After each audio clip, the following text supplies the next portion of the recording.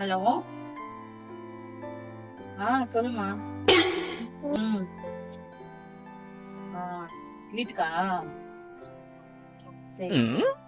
அவரை கேட்டு சொல்றேம்மா.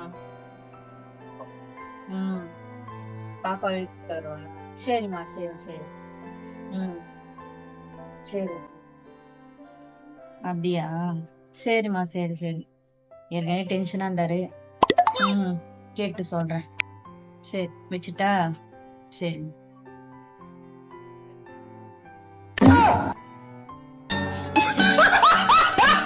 இந்தா கிளம்பு. அம்மா வீட்டுக்கு தானே, சந்தோஷமா போயிட்டோம். என்னங்க சொல்றீங்க? அம்மா வீட்டுக்கு தானே, ஜாலியா போயிட்டு வா. நானே போன்னு சொல்றேன், ஏன் கவலைப்படுற?